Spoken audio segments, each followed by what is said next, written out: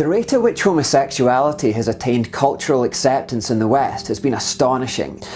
In 1987, the British Social Attitude Survey conducted a poll that revealed that 75% of the British population at that time believed homosexual behaviour to be always or mostly wrong. Only 11% claimed that it was never wrong. So, said another way, 89% of the country at that time had some kind of negative attitude towards homosexuality. By 2012, however, when the same organisation ran the same poll, they discovered that only 28% of the population now believed homosexual behaviour was always or mostly wrong, while 47%, nearly half, said that it was never wrong. Of course, today we have journeyed still further. Homosexuality is now so widely approved of that gay marriage has been enshrined in law. It's actively promoted as a healthy alternative lifestyle, and people who dare to speak against it will usually find themselves being branded as a bigot and a hater, and possibly even at risk of prosecution on hate speech charges.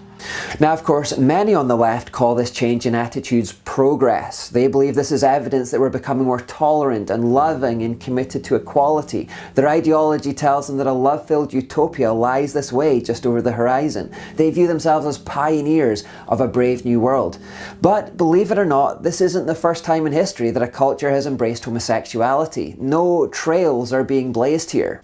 The Bible says, "What has been is what will be, and what has been done is what will be done, and there is nothing new under the sun. Is there a thing of which it is said, see, this is new? It has been already in the ages before us. There is no remembrance of former things, nor will there be any remembrance of later things yet to be among those who come after." So the Bible is saying, you think you're doing something new? This has all been done in ages past. We just don't remember it. And when we don't remember former things, the risk is that we repeat the same mistakes over and over. This is why we pause to remember fallen soldiers on November 11th every year, because in remembering those former things, we hope to guard against it happening again in the future.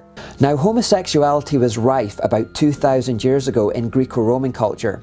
Craig Turner says, "The practice of homosexuality in the Roman Empire had increased during the early years until the Romans accepted and adopted the pederasty of the Greeks. Though at first the acts were considered acceptable only if the boy was a slave, the Romans eventually extended their tolerance of homosexual acts to adult men, both free and slave. Same-sex marriage, once unthinkable, was not far behind."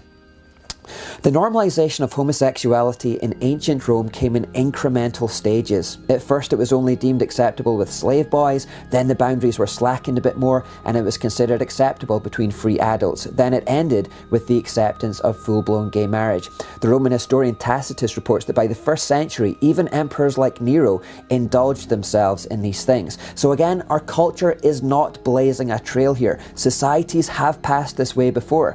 And throughout all history, the gradual normalization of homosexuality within the Roman Empire has been universally accepted to be a sign of its moral decay. Academics declare that the Roman Empire collapsed because it became hedonistic. Flagrant homosexuality was merely a marker that the cultural degradation had reached its latter stages. The prominent Italian historian and the deputy head of the country's National Research Council, Robert Di Mattei, attracted a storm of outrage from liberals in 2011 when he said that the Roman Empire collapsed because of a contagion of homosexuality and effeminacy.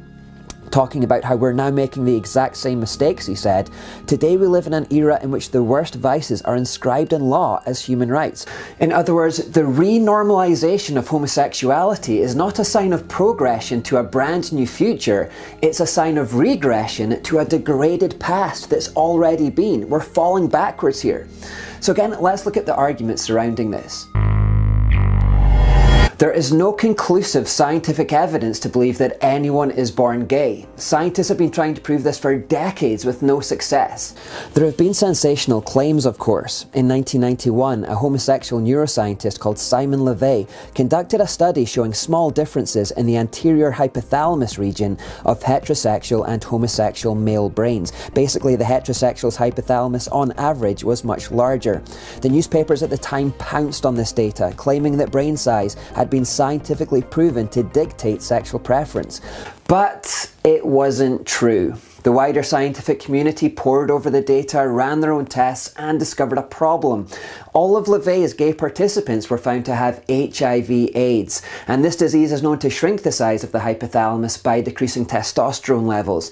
Therefore, the size differences he witnessed were just a result of that disease, not a root cause of homosexuality. Indeed, there are a number of factors that cause changes to the size of the hypothalamus. Ruth Hubbard, a professor of biology at Harvard University, and George Wald, a Nobel Prize winner in physiology and medicine, after conducting studies of their own, completely rubbished LaVey's findings, saying there was no way to tell anything about an individual's sexual orientation by looking at his hypothalamus. In fact, LaVey later said himself in 2011 that his findings had simply been misinterpreted by the press. It's important to stress what I didn't find. I did not prove that homosexuality is genetic or find a genetic cause for being gay. I didn't show that gay men are born that way, the most common mistake people make in interpreting my work, nor did I locate a gay centre in the brain. Soon after LaVey, in 1993, came a homosexual geneticist called Dean Hamer. He published a paper in Science magazine stating that genetic markers on the X chromosome could influence the development of same-sex attraction in men. So basically he was claiming that homosexuality is coded into some people through their DNA, and they have as much control over it as they do over the colour of their hair or their eyes. Now, while gay gene headlines made for sensational newspaper sales, the wider scientific community was again quick to point out that his whole study was fatally flawed. A Canadian team tried to replicate Hamer's findings and came up with completely different results. They said at the time, "It is unclear why our results are so discrepant from Hamer's original study. Because our study was larger than that of Hamer, we certainly had adequate power to detect a genetic effect as large as was reported in that study. Nonetheless, our data do not support the presence of a gene of large effect influencing sexual orientation at position XQ28284667. They continued, "These results do not support an X-linked gene underlying male homosexuality." So as quickly as Hamer's theory had come to prominence, it too had been completely refuted. By 2012, scientists had largely become exasperated with brains and genes, so they changed tack once again. They proposed that perhaps sexual preference was dictated by variations in hormone levels that fetuses are exposed to in the womb. As usual, the media jumped on the idea, ran some sensational headlines, and as usual, the data wasn't as conclusive as it first appeared. In fact, liberals began tiring of these constant disappointments. Samantha Allen, writing for the Daily Beast in 2014, said, "The popular media, once so easily convinced by LaVey that homosexuality resulted from brain size and by Hamer that homosexuality was genetic, promptly changed its tune to declare that homosexuality was now epigenetic. Hooray! If it's hard to get excited about these studies, it's because at this point, biological explanations for homosexuality are like iPhones. A new one comes out every year." Today, there is still absolutely no conclusive scientific proof that anyone is born gay. All the studies have proven completely futile. However, let's imagine for a moment that at some point in the future, scientists did discover a gay gene. Would it necessarily legitimize the gay lifestyle? Well, think of it like this. Imagine that scientists one day discovered a paedophile gene that proved that some people are naturally attracted to children. What would our reaction to that be? Would we say, well, since the paedophiles are born that way, then let's legalise paedophilia and call anyone who opposes it an intolerant paedophobe? It turns out that the poor things are just a marginalised minority who need equality. Would we say that? What if we found an addiction gene that proved that some people are born with a natural tendency towards drug addiction? Would that discovery lead us to say, well, the drug addict was simply born that way, he can't help it, so let's brand anyone who opposes drug addiction as a bigoted drugophobe. Let's have drug pride marches where we watch addicts taking cocaine on the street and wave flags in support because they're just expressing who they are. And let's throw opponents to drug addiction in jail under hate speech charges if they dare to suggest that it might not be entirely healthy. Would we say that? As we go deeper into the left pit, we might one day, but right now I hope that this generation still has the sense to say no. I hope that we realise that it doesn't matter what we're naturally inclined to do, we still have a responsibility to live by some kind of objective moral code, a sense of righteousness that informs us which impulses to allow and which impulses to reject. Remember, what comes naturally to us isn't always good. The Bible tells us that we all inherited a sinful nature from Adam and Eve, and because of it, many of humanity's impulses are selfish, cruel, and deceptive. This is why you never need to teach a child to take a cookie from the cookie jar and then lie about it. This is why you never need to teach them to take another child's toy. Children will do these things anyway because they are hardwired with a sinful nature. Because it comes naturally, though, it doesn't mean that theft and lying is good, and this is why parents train their children to fight against their own natural impulses. Instead, we teach our children to share and be honest and kind even when they don't want to be. And in adulthood, it's exactly the same. We have urges within us to lust and gossip and fight and commit adultery, but it's our regard for righteousness that stops us surrendering to all of those natural but bad impulses. And this is good. If we did surrender to all of our natural impulses, there would be damage, impotence, disease, jealousy, pain, sadness. For any happiness in this world, quite a lot of restraint is going to be necessary, and it's a respect for hard righteousness that gives us this moral restraint. So again, just because it's there within us, it doesn't necessarily mean that it's good. We still have to ask the moral question. Now, some argue that since homosexuality exists in the animal kingdom, that should make it okay for humans too. The general line of reasoning is, well, if a sheep does it, then it must be natural, and if it's natural, then it must be okay for humans as well. Firstly, remember that it's not just human nature that was corrupted by the fall, it was all of nature. The world as it exists today is not the world God originally designed. Paul writes, "But with eager hope, all creation looks forward to the day when it will join with God's children in glorious freedom from death and decay." So nature isn't always a reliable guide for what's right and wrong. After all, we live in a universe now where disease has become natural, where disasters have become natural, where war has become natural. God didn't design these things, and yet they're here. So we have to look outside of nature to the one who designed it for guidance. What did God originally mean by creation? Well, he tells us repeatedly through his word that he didn't mean homosexuality. Now, secondly, even if you don't accept the Bible's authority on this, it should be noted that homosexuality isn't even particularly prevalent in the animal kingdom. Earlier we discovered that only 1.7% of humans identify as gay. Well, the numbers of animals exhibiting gay behaviours are at least as low. Even Simon LeVay said, "A homosexual orientation, if one can speak of such things in animals, seems to be a rarity." He says that even homosexual behaviours that are exhibited are often not due to same-sex attraction, but rather down to other animalistic motivations. For example, dogs may mount one another as a show of dominance. LeVay therefore goes on to say, "It seems to be very uncommon that individual animals have a long-lasting predisposition to engage in homosexual behaviour to the exclusion of heterosexual activities." So even in the animal kingdom, heterosexuality is the normative position. Thirdly, even if it were prevalent in animals, in what world would we be sane to take our sexual morality from a goat or a crab? The animal world abounds with practices that no human would attempt, and rightly so. I remember a wildlife program years ago where shocking footage was shown of a group of monkeys launching a frenzied attack on another one and killing it. Warnings were given before the show, and I actually didn't watch it because I couldn't stomach the thought. So who in their right mind would have watched that documentary and thought, well, if monkeys are committing brutal gang murders, then it must be natural, and that means it's okay for humans too. In the same way, who's ever seen a dog eating poop and thought, well, if dogs do it, then it must be natural, let's go eat some poop? If we've never had those thoughts, and I imagine we haven't, then why would we see homosexual behaviours in a cow and think, well, if a cow is doing it? The logic is simply flawed. Children don't feel gay. In fact, children don't feel any sexual awareness until puberty, which generally begins around 11 or 12 years old. Sometimes earlier, but around that age. What they perhaps mean is that when they developed a sexual awareness at that age, they found a homosexual impulse already within them and then assumed, well, it must have been here this whole time, I guess it's been there since birth. But this is the great unsayable about homosexuality. It is normally caused by psychological scarring and emotional trauma in those early developmental years before puberty. Here's the words of an ex-gay man called Joseph Sayambra, who wrote this piece about his time in the lifestyle.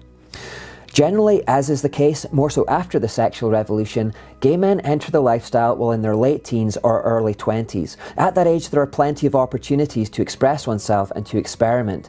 This newfound power can be heady at first. For instance, you were once the kid that no one wanted on their team, or the boy with the overly critical and unloving father, or the scared child that someone touched. Suddenly, you are with people who have largely gone through the same thing, though almost never admitting it. Instead, everyone plays out the trauma of youth in a bizarre ceremony of reenactment as healing.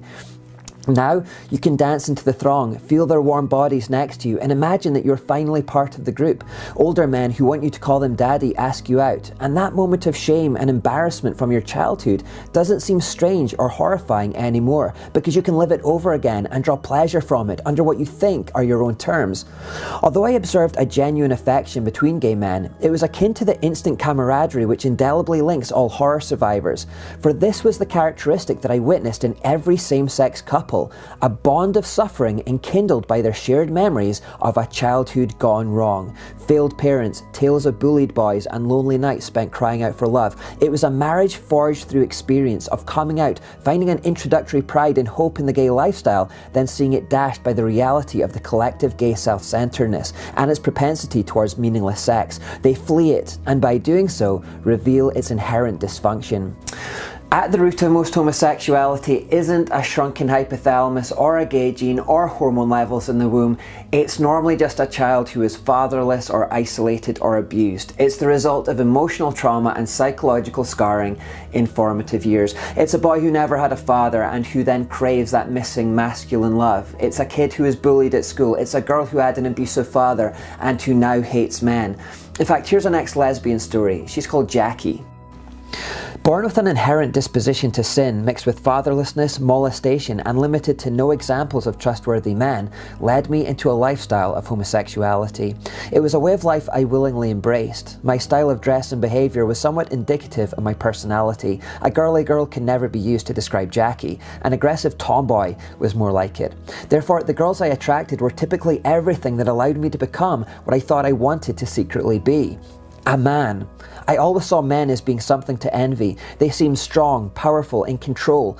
Femininity, or the skewed view of it that I held, seemed weak. Part of my embracing masculinity and rejecting femininity was my own way of protecting myself from pain that I believed men were capable of subjecting me to. After all, that's what my father did to me. That's what I saw men do to my mother. That's what I witnessed my guy friends do to the women they claimed to love.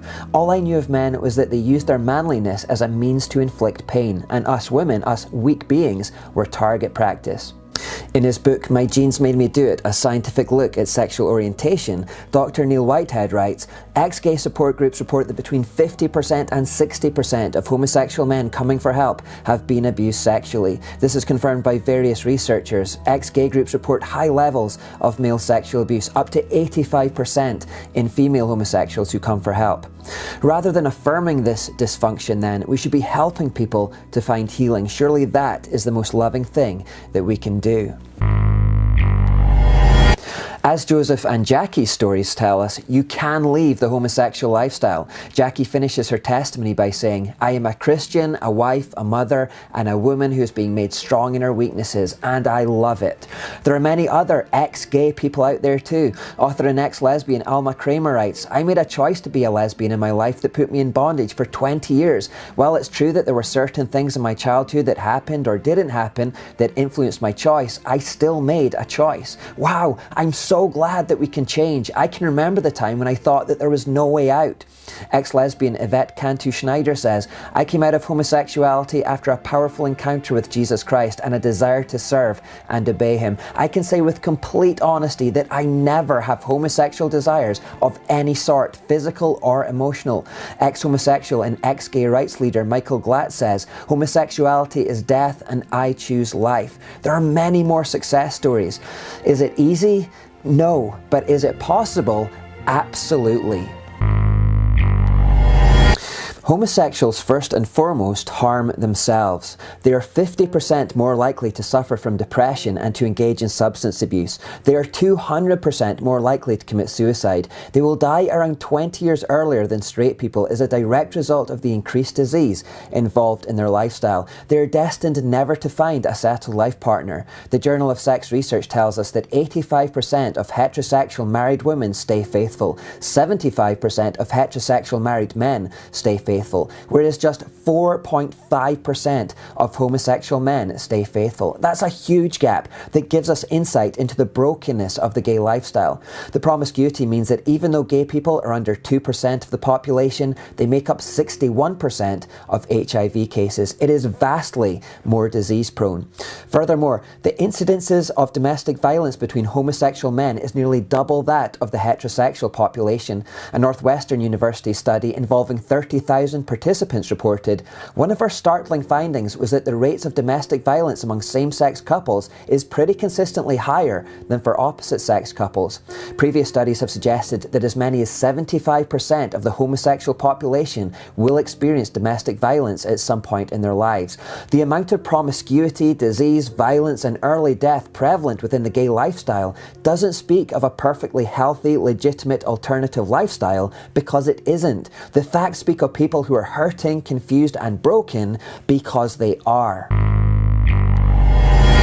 In 1989, a book called Heather Has Two Mommies was released amidst a storm of controversy.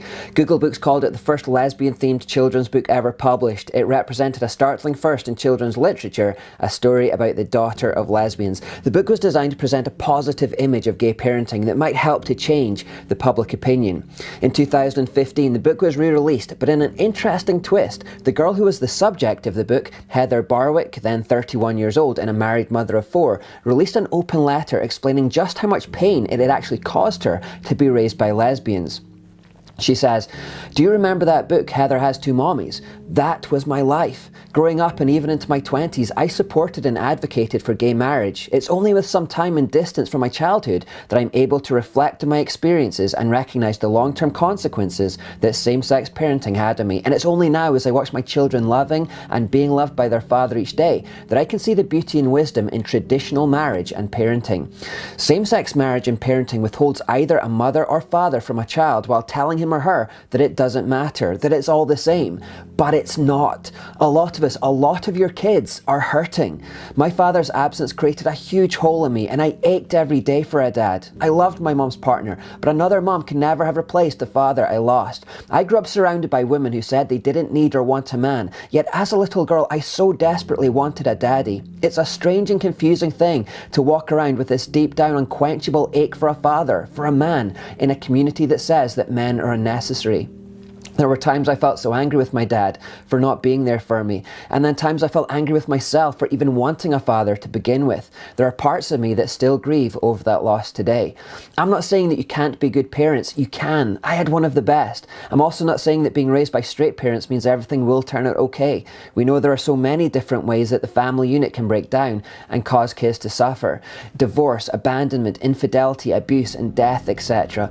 But by and large, the best and most successful family structure is one in which kids are being raised by both their mother and father. Gay marriage doesn't just redefine marriage, but also parenting. It promotes and normalizes a family structure that necessarily denies us something precious and foundational. It denies us something we need and long for, while at the same time telling us that we don't need what we naturally crave, that we will be okay. But we're not. We are hurting. So you see, homosexuality does harm others. This lovely picture here is just an ideologically driven myth. Okay, this is really the core of the issue now. With all statistics, science and truth stacked up against the pro-gay position, an extraordinary thing has recently happened, and it could only have happened in a left pit. People have stopped caring about all that stuff. They just don't care what the truth is anymore. They don't care about the moral arguments or even the scientific arguments. Samantha Allen writes, as homosexuality approaches a critical mass of cultural acceptance, more and more people are comfortable challenging the dominant born that way narrative. In 2012, Sex and the City star Cynthia Nixon caused a stir when she told the New York Times that her lesbianism is a choice. When she faced pushback for this statement from the LGBT community, Nixon held her ground saying, why can't it be a choice? Why is that any less legitimate? It seems we're ceding this point to bigots who are demanding it, and I don't think they should define the terms of the debate. Simon Copland of The Guardian agrees, noting that lesbian and gay people should refuse the nature or nurture dialectic and demand respect regardless of how homosexuality comes about. To accept these terms, Copland rightly argues, would be to constrain both the freedom of LGBT politics and the fluidity of sexuality itself. After all, it's not 1996 anymore. In 2014, the gay gene simply doesn't matter. The science behind it is narrow and inconclusive. Its rhetorical potential, if it ever had any, has been thoroughly exhausted, and at this point, continuing to pursue a genetic explanation for homosexuality could do more harm than it does good. It doesn't matter whether or not you were born this way. What matters is being accepted the way you are, however you got there. The New Scientist said something very similar. It said, ultimately, what causes homosexuality doesn't matter as much as the fact that homosexual people exist and have always existed in every society on Earth. In the words of the activists, some people are gay, get over it. Julie Bindel wrote for The New Statesman saying, there is no gay gene, and I love the idea that I chose to be a lesbian. Liberals are realising that the truth about genes and brain size, disease, promiscuity, and all of that factual information just isn't stacking up in their favour, and if they pursue that line of argument any further, it might do their cause more harm than good.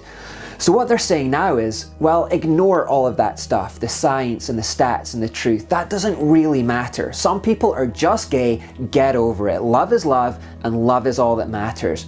And what's more, and this is the key, they're discovering that because all of culture has moved into the left pit along with them, everyone else pretty much feels that way now too. People increasingly don't care about the facts behind homosexuality. Samantha Allen again says, the magic bullet for the acceptance of homosexuality seems to be the act of knowing an actual gay or lesbian person, not reading a study that suggests the possibility of a shared genetic marker on the XQ28 region of the X chromosome. While the percentage of Americans who believe that homosexuality is innate has only ticked upward 11% since 1997, the percent of Americans who know a gay or lesbian person has increased more than 35 percentage points over that time, according to the same Gallup poll. In terms of promoting LGBT equality then, it doesn't seem to matter as much whether or not people believe that gay people are born that way as it does that they simply know someone who is currently gay, no matter how they were born. Friendship is the trump card in the movement for equality, not etiology.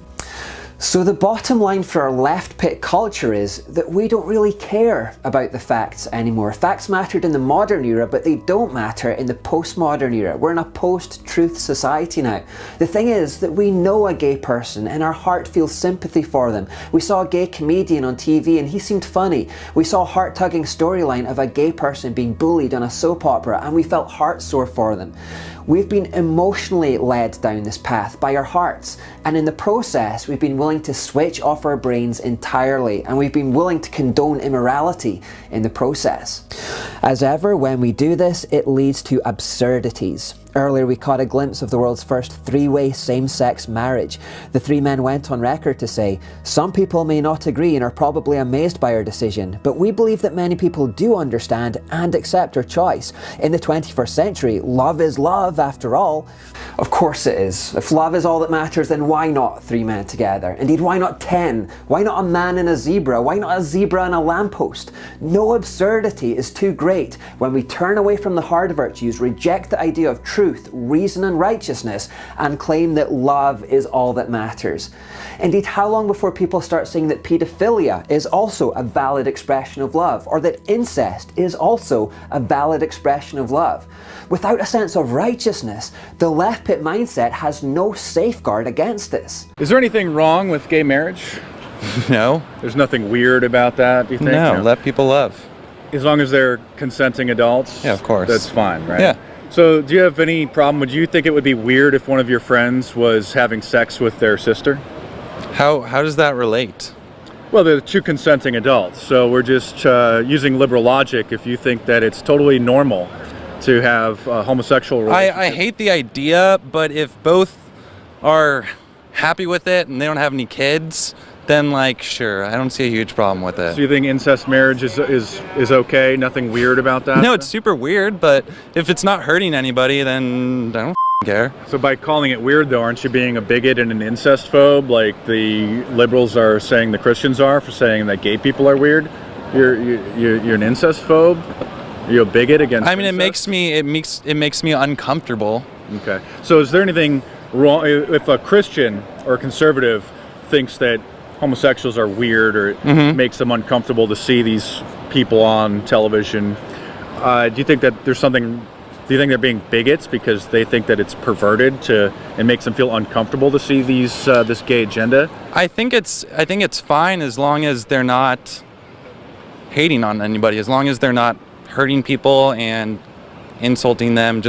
You got to just let people do what they want to do. It's like the incest thing, not into it, but if people are, that's fine with me. It doesn't affect me. I don't want them to have kids because, there's some biologically like messed up stuff, possibly. So you would approve of incest marriage then?